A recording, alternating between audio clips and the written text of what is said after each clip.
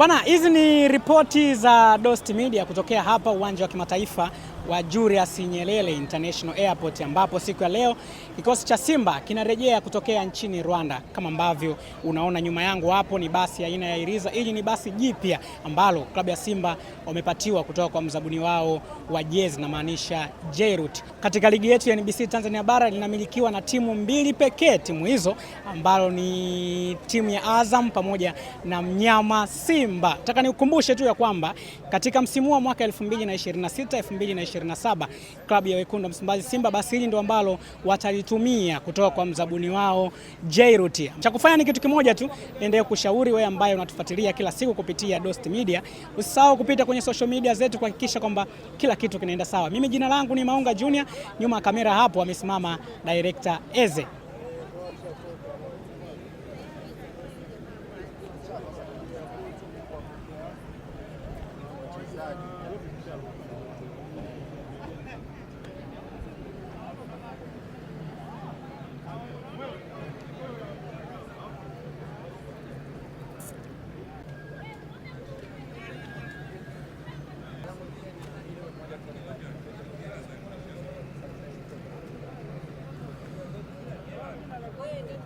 Lengo la kuja kuwapokea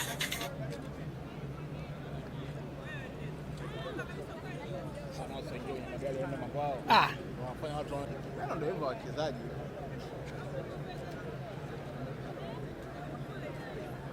Iriza ndio hii hapa, imeshafika tayari.